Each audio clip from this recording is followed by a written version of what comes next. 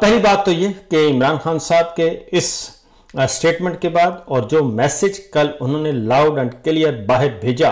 وہ میسج پہنچ چکا ہے جناب جنرل عاصم منیر صاحب تک، اور جنرل عاصم منیر صاحب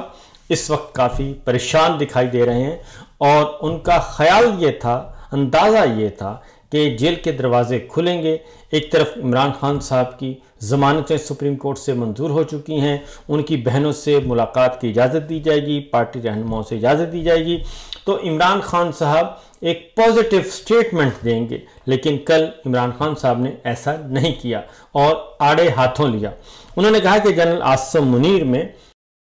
طاقت کی بہت بھوک ہے اور اسی لیے اس نے بدترین آمریت قائم کر رکھی ہے۔ مجھ سے معافی کا مطالبہ کرنے کے بجائے عاصم منیر کو مجھ سے معافی مانگنی چاہیے،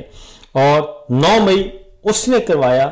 جس نے سی سی ٹی وی فوٹیج چوری کروائی، اور اس وقت 9 مئی کی insurance policy general Asim Munir کی ہے۔ یعنی انہوں نے کہا کہ 9 مئی جو ہے وہ جنرل عاصم منیر کی انشورنس پالیسی ہے، بلکہ میں تو یہ کہوں گا صرف جنرل صاحب کی نہیں بلکہ اس پورے جعلی نظام کی جو انشورنس پالیسی ایک ہے وہ 9 مئی ہے، اور 9 مئی کو انہوں نے ایک بارگیننگ چپ کے طور پہ استعمال کر رہے ہیں اور بلیک میل کر رہے ہیں۔ عمران خان صاحب نے واضح طور پر جنرل عاصم منیر صاحب سے کہا کہ معافی مجھ سے مانگو،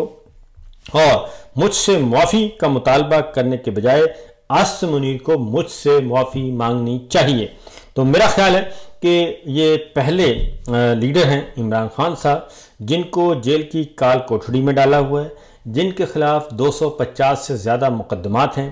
2 سال سے زیادہ ہو گئے ان کو جیل میں رکھا ہوا ہے، ان کی اہلیہ کو جیل میں ڈالا ہوا ہے، ان کے 3 بھانجے اس وقت جیل میں ہیں، 2 بہنیں گرفتار ہو کے جیل سے ہو کے واپس آ چکی ہیں، ان کی پارٹی کا شرازہ بکھیر دیا گیا ہے، اور پارٹی کے تمام مرکزی رہنماؤں کو 10-10 سال کی 15-15 سال کی سزائیں سنا دی گئی ہیں، اور ان کے ہزاروں کارکن پاکستان تحریک انصاف کے جیلوں میں گل سڑ رہے ہیں اور فوجی عدالتیں لگانا پڑی، لیکن اس کے باوجود عمران خان صاحب جو ہیں وہ ڈگمگا نہیں رہے، اور وہ جنرل عاصم منیر صاحب آرمی چیف فیلڈ مارشل جو کہ اس وقت پوری دنیا میں جو اپنا لوہا منوا رہے ہیں کہ میں ہی طاقتور حکمران ہوں، لیکن عمران خان صاحب کو وہ زیر کرنے میں مکمل طور پر ناکام رہے ہیں۔ عمران خان صاحب نے اور بھی بہت کچھ کہا۔ انہوں نے کہا کہ میرے ساتھ 8 ماہ سے بشرا بی بی کو بھی قید تنہائی میں رکھا ہوا ہے، اور ایسا سلوک عورتوں کے ساتھ پاکستان کی تاریخ میں کبھی نہیں کیا گیا، یحییٰ خان نے بھی ایسا نہیں کیا تھا، اور انہوں نے یحییٰ خان سے بھی بدتر قرار دیا موجودہ فوجی قیادت کو۔ اور عمران خان صاحب نے واضح طور پہ کہا کہ ملک میں ہائیبرڈ سسٹم نہیں، عاصم منیر کی ڈکٹیٹرشپ ہے، اور اسی لیے ٹرمپ نے شہباز شریف کو نہیں بلایا بلکہ عاصم منیر کو بلایا، کیونکہ انہوں نے یہاں ڈکٹیٹرشپ قائم کی ہوئی ہے۔ اور پھر عمران خان صاحب نے کہا کہ فیصل واڈا جو اسٹیبلشمنٹ کا ترجمان ہے اس نے بشرا بیگم کے حوالے سے بیانات دیے، اور وہ مجھ سے علیحدگی اختیار کر لیں گی، اور بشرا بیگم پر دباؤ ڈالا گیا کہ مجھ سے علیحدگی اختیار کر لیں، لیکن وہ میرے ساتھ کھڑی رہیں۔ یہ بالکل بات صحیح ہے کہ ایک دفعہ فیصل واڈا نے یہ کہا تھا کہ عمران خان صاحب اگر بشرا بی بی کو طلاق دے دیں تو معاملات ٹھیک ہو سکتے ہیں، تو پہلے عدت کا ایک غلیظ کیس بنایا گیا، اور اس کے بعد اب طلاق کا معاملہ لے کر آئے، اور عمران خان صاحب نے اس کا جواب دیا۔ انہوں نے کہا کہ جو ظلم اور فسطائیت اس وقت پورے ملک میں جاری ہے اس کے خلاف پشاور میں ایک گرینڈ جلسہ ہونا چاہیے، اور جس کی تاریخ کا اعلان انہوں نے کہا کہ پارٹی کرے گی۔ پھر علی امین گنڈا پور کو بھی انہوں نے ایک میسج بھیجا، اور انہوں نے کہا کہ علی امین گنڈا پور کو سپریم کورٹ کے پاس جانا چاہیے تھا تاکہ وہ مجھ سے ملاقات کرتے اور بجٹ سے پہلے میرے پاس آتے، ہدایات لیتے، مشاورت کرتے۔ علی امین گنڈا پور جو ہیں وہ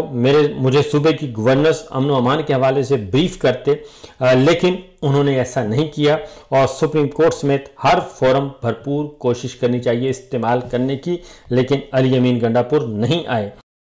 اور عمران خان صاحب نے واضح طور پر کہا کہ جی میرے خاندان کے افراد کو جیلوں میں ڈالا ہوا ہے، بدترین قسم کی فسطائیت اس وقت جنرل صاحب نے مسلط کی ہوئی ہے، اور اس کا واحد مقصد یہ ہے کہ یہ مجھے توڑنا چاہتے ہیں، لیکن واضح طور پر انہوں نے کہا کہ میں حقیقت یہی ہے کہ میں اتنی جلدی ان کا قابو آنے والا نہیں ہوں، اور میں اپنی اصولوں کو نہیں چھوڑوں گا۔ پھر انہوں نے یہ بھی کہا عاصم منیر میں نہ کوئی اخلاقیات ہے، نہ اسلام کی سمجھ ہے، اور عاصم منیر کے لیے میرا پیغام ہے کہ مجھ پر دباؤ بڑھانے کے لیے چاہے میرے خاندان میں سے جس نے مرضی لوگوں کو اٹھا کر قید میں ڈال دو، تو میرے خاندان میں سے جو مرضی کر لو، نہ میں جھکوں گا، نہ اس ظلم کو قبول کروں گا، اور میں اپنی حقیقی آزادی کی جدوجہد ہر حال میں جاری رکھوں گا۔ اور پھر عمران خان صاحب نے یہ بھی واضح طور پر یاد دلایا کہ ان چوروں کو ہم پر مسلط کر دیا گیا جن کی کرپشن اور منی لانڈرنگ کے ثبوت مجھے خود ISI دیتی رہی ہے۔ جو شخص بھی تحریک انصاف چھوڑ دیتا ہے اس کے کیس معاف کر دیے جاتے ہیں۔ تو یہ صورتحال کل عمران خان صاحب نے ایک واضح کی ہے، اور انہوں نے دو ٹوک انداز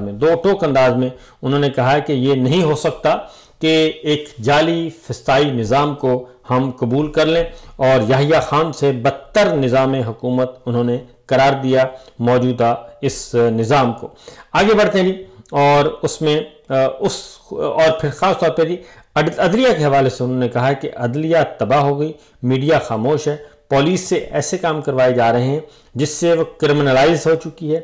ایسا تو یحییٰ خان کے دور میں بھی نہیں ہوا تھا، اور جتنا اس وقت بدترین دور ہے انہوں نے یحییٰ خان سے بھی بدترین دور کو کہا ہے کہ جناب، اور پھر ججوں سے کہا ہے کہ روز محشر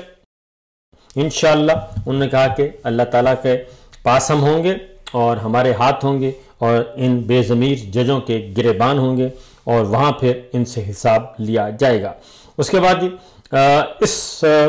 ساری گفتگو اور ہدایات کی روشنی میں کل عمران خان صاحب نے کچھ یہ کہا تھا، 3-4 ہدایات دی تھیں۔ ایک تو ضمنی الیکشن کے حوالے سے انہوں نے کہا تھا کہ فی الفور فیصلہ کیا جائے، اور انہوں نے اپنی رائے دے دی تھی، لیکن انہیں بتایا گیا کہ پولیٹیکل کمیٹی جو ہے